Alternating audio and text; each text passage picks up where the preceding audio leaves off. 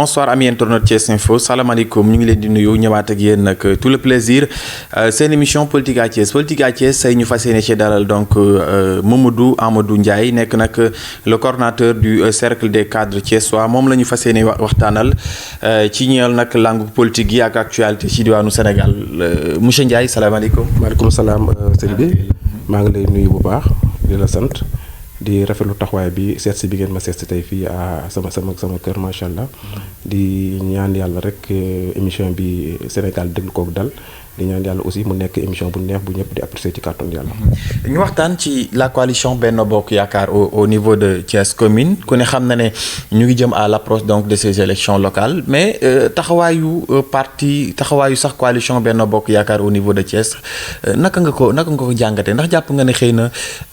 mbir mi mu ngi yëngu ci coalition bi. bon balaa ma lay tontu danga may rek ma ñaanal sama papa samay waajur dañoo wane ginnaaw sama yaay.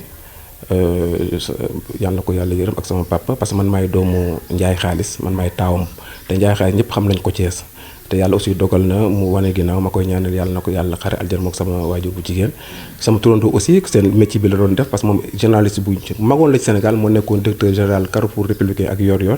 léegi moom tamit dafa wane ginnaaw ndeysaan ci 2020 bi rek moom moo nekkoon sax ndeysaan président conseil d'administration bu journal Le Soleil nekkoon nit ku baax ku xarañ macha allah ci affaire journalisme quoi. mais nag bon pour ma tontu sa question mooy xam nga man en politique man d'abord mosuma woon bëgg def politique mais il s'est trouvé que à Thiès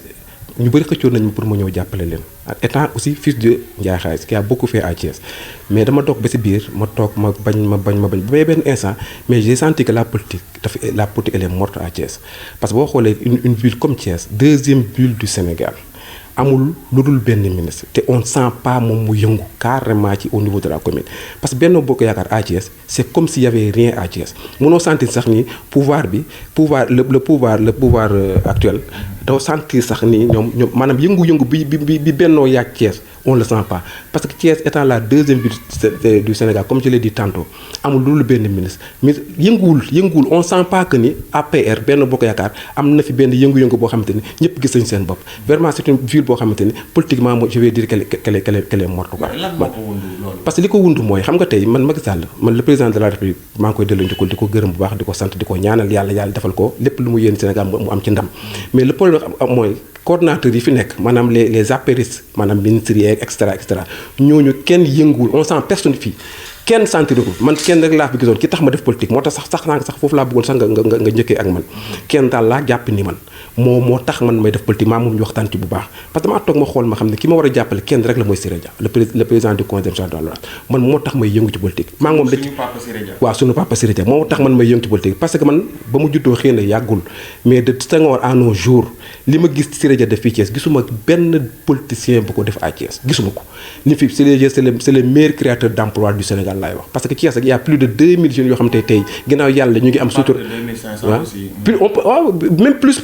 doo maîtriser parce que les chiffres varient quoi les gens disent 2500 d'autres disent 2000 ñii disent même plus ñi mu dimbali Sénégal si ma dimbali ñu ma xamul moo tax Macky Sall man je sais que ni man xam naa ni ku bëgg Siré Dia la man xam naa ko on n'a pas dit aussi que ni Siré Dia poste bi mu yor poste bu xeebu la wala nangam PCA de la non poste bu réel la kenn weddiwu ko mais ku mel ni Siré Dia mérite plus que ça mu am beaucoup poste bu am day am beaucoup plus de visibilité parce que moom rek nga gis ñu samp fi directeur général ñu def ko fi directeur général poste mu régler presque chômage bi à Thiès kooku boo ko joxee leneen ñaata jën ñoo kon ñoo payi di taxawal di ataay di naan ataay ci mbedd bi ak taxawal moo tax je lance un appel au président de la République pour que mel ni Siré Dia parce que ñun en tant que cercle man quand j'ai créé le cercle là c'est benn idée rek laa ci amoon mooy sukkali politique mais j'ai vu que ni man j'ai fait un constat boo xamante ne mooy que ni Siré Dia rek moo mérité ñu jàppale ko ici à Thiès moo tax le cercle ay cadre bëri ñoo ci nekk am na ñu nekk yeneen entité et cetera mais dañoo ñëw relier cercle bi pour benn nit kese muy Siré Dia parce que Siré Dia ba mu fi nekkee directeur général parce que gis ngeen ni Thiès yëngoo woon mais léegi Thiès yëngootul defatul dara on sent plus la politique à Thiès donte sax moom il est président conseil d'administration dalal na mais c'est comme si que papa Siré Dia il est resté à l'écart quoi je veux dire lan moo waral lool dafa mel ni loxoom daal daf ko génne ci langue gi lu xew. non mais voilà justement nag da ngay jàpp ne dafa nekk à l'écart malgré que fi mi ngi toog président constitutionnel da ngay jàpp dafa nekk à l'écart mais nekk ko à l'écart parce que même en tant que cercle du benn yoon du ñaari yoon dañuy dugg di sensibiliser population yi da boo xoolee ci feebar Covid bi di ñaan yàlla na ko fi yàlla jëlee on a fait beaucoup de sensibilisation ci population yi dina wax ci pour ñu porter ay masques nangam jël fa ay gel et cetera respecter les mesures barrières nangam d'ailleurs sax Siré Dia dafa ñu woo temps yi maa ngi benn waaye sa rak Assane Mbaye en tant que président du mouvement MSAS mouvement de soutien à l'activité de Siré ak yeneen mouvement aussi yi génn pour soutenir Siré Dia ñun cercle yi ba ñu dajaloo ñun Siré Dia dafa ñu woo pour ñu distribuer ay masques am na fu ñu toon on attend des masques yoo xam te on attend 500 masques yoo xam dafa war a ñëw temps yi peut-être demain ou après demain on va distribuer ça te loolu c'est grâce à Siré Dia kon Siré Dia mi ngi yëngu bu baax c'est yow yaay jàpp ne yëngul mais mi ngi yëngu bu baax à Thiès d'ailleurs sax moom rek moo fi yëngu Thiès man sentiruma kenn Thiès du kenn ku ma sentir Thiès. lan ngeen di xaar ci Siré Dia parce que la coordination de Benno Bokk Yaakaar au niveau de la commune dafa mel ni ba léegi daal nekk na problème ci Benno Bokk Yaakaar naka nga jàpp ne xëy na Papa Siré Dia moom la ñu war a jiital ci loolu. xam nga tey naa la wax benn affaire xam nga Thiès sama problème xam nga la on ils ont un problème de leader kii du bëgg kii jiitu ko kii du bëgg kii jiitu ko man je veux que Macky Sall tranché problème bi te Macky Sall ni muy tranché problème man Siré Dia rek laa fi gis à Thiès moo mën a dajale mbooloo mi moo mën a dajale ñëpp Siré Dia moo tax ñun en tant que cercle nous demandons ñu lançons un appel comme je l'ai dit tantôt au président de la République mu organiser waat APR Thiès bii mu jël Siré Dia mu jiital ko parce que Siré Dia ñun moom la ñu bëgg a yóbbu mairie Thiès parce que c'est l'homme qu'il faut pour Thiès c'est l'homme qu'il faut à Thiès waaw ñun ci tànk yooyu lañ taxaw waaw loolu rek lañ bëgg fi ñu toll nii mooy Siré Dia jiite ko parce que problème yi am yëpp mooy xam nga problème de leader la kii du ma jiite kii du nangam est-ce que il sera à la hauteur c'est pas possible. mais il sera à hauteur dans la mesure où parce que Siré Dia ñëpp gis nañu bu mu nekkee poste lu mu fi def ñëpp gis nañu ko xam nga tey mon frère gis nga dafa réew mi nit ñi dañuy jiital nit pour mu créer ay emploi du dëkk bu la joxee ab direction générale c'est pour nga créer ay emploi pour nga liggéeyal sa réew du dëgg après xale yaa ngi nii liggéeyu naag mais Siré Dia moom rek moo ko fi def Thiès yow mii tu vas pas me démentir même opposition bi xam nañ ko Siré Dia y a pas meilleur que lui à Thiès man de gisuma ko wax dëgg yàlla gisuma ko Siré Dia nag il est loyal au président de la République Siré Dia mooy nit koo xamante ni fu ko Macky Sall yóbbu dafay dem mais ñun en tant que ñu demandons à ce qu'il soit beaucoup plus visible parce que malgré que il est président constitutionnel dans l'ONAS mais ba tey yaa ngi koy gis muy yëngu ci ay affaires te ñun chaque jour daf ñuy woo ñuy wax ñu dugg ci terrain bi nangam loolu la waaw. L'approche de ces élections locales xëy na xamaguñu kañ lay doon. lan nga jàpp ne moo ci war a nekk taxawaayu Siré Dia. Siré Dia instant bi man déjà man li ma koy wax rek mooy man leen rek laa koy ñaan mooy na fexe na jubóog ñëpp néew ma dafa xuloog ñëpp maanaam woo ñëpp lancer un appel parce que déjà moom rek laa gis en tant que leader fii à Thiès ay mouvement yi créé wu ginnaaw moom di ko jàppale. moom rek laa fi gis à Thiès du ministre du député du kenn ku ma gis moom rek laa gis gars yi di ko jàppale fii man li may lancer Siré Dia li ma koy ñaan rek mooy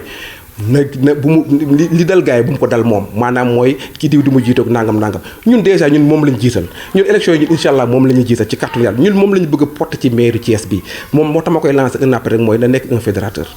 na nekk nit kuy dajale ay nit te moom sax moom ci la mos a sax taxaw d'ailleurs ci la mos a loolu ci la mos a ne guddi ak bëccëg moom mënoo koo sax féewle ak nit moom boo ko jéem ku jéem képp ku dugg bureau wala nga wax ak moom téléphone naan diw ak nii ci moom su du la sax déglu moom dafa jàpp ne ñun ñëpp benn la ñu dañoo war a liggéeyal pour réew mi dañoo war a liggéey pour le président. est-ce que dina yomb ci Thiès bi nga xam ne dañu ko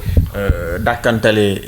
le parti Rewmi bu Ndaamal Kajoor Idrissa Seck nga xam ne daanaka mën nañu wax ne maire yëpp moom moo koy gagné est-ce que ci élection yi jàpp ngeen ne jëlee fi réew mi moom dina. xam nga sëñ bi xam nga tey xam nga li olof dafa ne mbooloo mooy doole. li tax gars yi di ñàkk seen élection yi féewuloo dong la. mooy pëccëxoo gi am pëccëxoo bi la mais kii day jaar ne kii jaar diw du ma jiite mais ñoom ñëpp bu ñu dajale woon ñu def benn consensus autour d'un leader ku mel ni Siré Dia mais ils vont battre le Rewmi à Thiès parce que Rewmi boo xamee le Rewmi ne vit plus à Thiès man kooku c'est un constat tout le monde l'a constaté bu ñu jiitalee kenn rek ci kàttanu yàlla laa lay wax nii les gens vont battre. Un Rewmi qui ne vit plus alors qu'un Rewmi qui a gagné ses élections présidentielles largement à Thiès. waaw xam nga moo tax ma ne la xam nga lu koy indi ay dafay am lu ñuy wax ay guerre de positionnement gis nga guerre de positionnement xam nga moo tax sànq moo tax je vais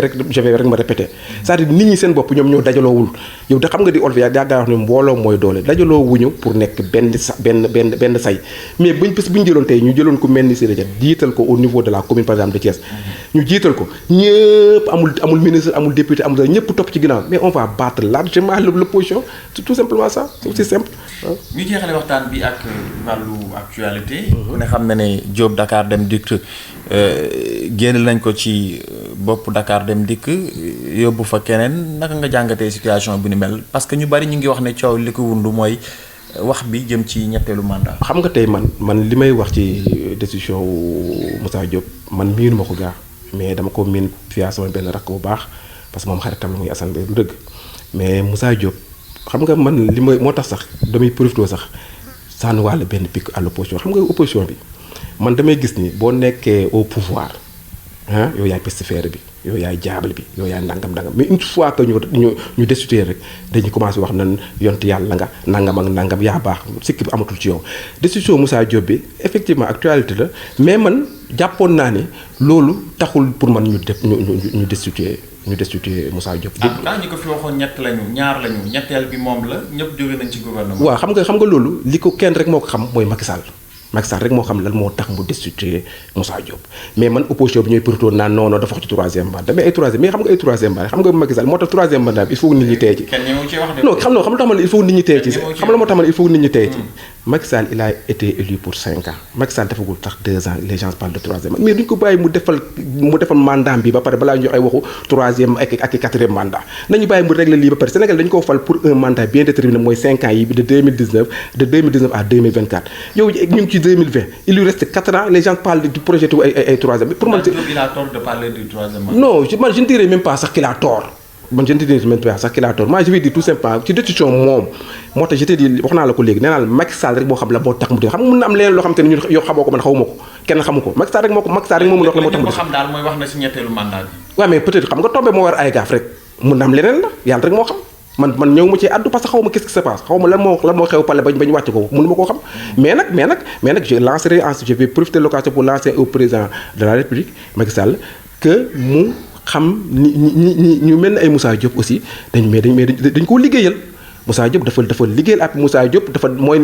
parce que Macky Sall xam la moo ko manqué Macky Sall il a fait un très bon bilan xam nga Sénégalais aussi dañuy réere mbir benn affaire Abdoulaye Wade sax mos na ko fee wax Abdoulaye Wade nee na ba ma falee Macky Sall en 2004 ci la ma chantier commencé génn mais Macky Sall moo tabax réew mi de 2004 à nos jours lépp lu fi génn ci chantier mais Macky Sall la c'est grâce à Macky Sall 2004 ba tey ba Macky Sall nekkee premier ci la commencé liggéey réew mi ba xam naa sax loolu sax la ko yàlla sagale jox ko réew mi man maa la wax li lu leer laa la wax Macky Sall li mu fi def gisuma kenn du ko fi def lii nag quant à moom ak diggante ay Moussa Diop wala ay ñoom Sori Kaba ak ñooñu mais moom moo xam la moo tax mu des mais man awma sañ-sañu fitu wax ni troisième mandat bee tax loolu amul sax sens man gëwuma ko. waaw kàddu ngi rek damay wax li ma waxoon léegi rek bon déjà maa ngi lay gërëm di la sant ci interview bi nga ma accordé di ñaanal yàlla ñëpp jàmm di ñaan feebar bii ñuy wax mbas mi ñuy woowee coronavirus yàlla jële ko fi ak jàmm ak salaam ñëpp delluwaat seen liggéey parce que vraiment pénalisé nañu yàqal na économie bi yàq na ay secteurs yu bëri bëri ñu toll ni sax crise